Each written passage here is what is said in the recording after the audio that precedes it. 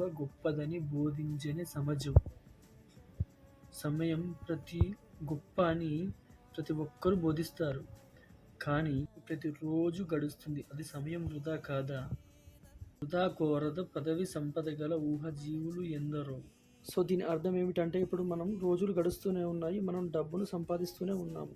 So ఏంటంటే డబ్బు సంపాదిస్తున్నాం, కాలాన్ని సమయాన్ని వృధా చేయకూడదు అంటారు. అంటే మరి అక్కడ డబ్బును మనం సంపాదిస్తున్నామంటే, ఇంకా వస్తువుల కోసం మనం ప్రయత్నిస్తున్నామంటే, సో మనం అక్కడ కాలాన్ని వృధా చేసినట్లు కదా.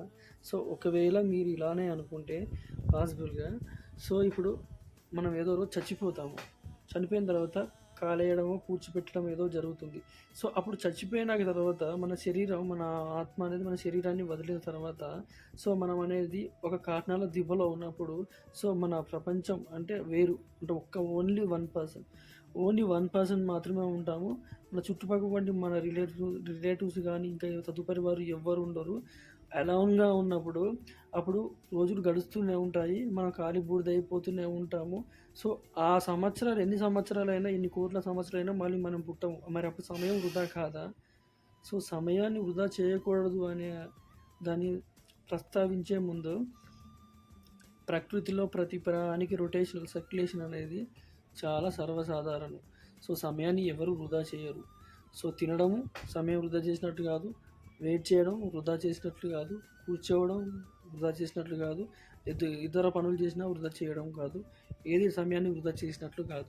ఎగ్జాంపుల్ చెప్పాలంటే భూమి రొటేషన్ అవుతూ ఉంది అది. సో అది ఎప్పుడు డైలీ తిరుగుతూనే ఉంటుంది, తన చుట్టూ తాను తిరుగుతూ ఉంటుంది. సో అది కూడా దాని సమయాన్ని వృధా చేస్తుందా?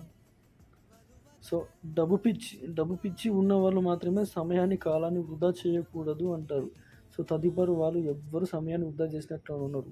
ఎందుకంటే ఏ పని చేసి మనిషి పుట్టినప్పటి నుండి పెరిగి చనిపోయే వరకు తను ఏ పని చేసినా కానీ సమయాన్ని వృధా చేసినట్టే కాదు.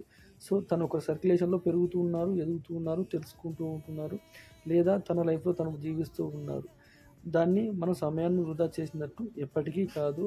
మనం ప్రాణులం అని మనం బోధించే దానికన్నా పరమాణులం అని మనం బోధించుకోవాలి. ఎందుకంటే బిగ్ బ్యాంగ్ జరిగినప్పుడే పరమాణుల్లో ఉన్న మనం ఈరోజు జీవిలా మారాం.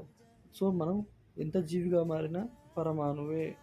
కాలము ఎప్పుడూ వృధా కాదు, అది సర్క్యులేషన్లో అయిపోతుంది. చదవకుంటే సమయం వృధా, మిగతా పని చేయకుంటే సమయం వృధా అని. So that is circulation. మనం కాలం ఎట్లా మూవ్ అవుతుందో కాలంతో పాటు మూవ్ అవ్వడమే వ్యక్తిత్వం.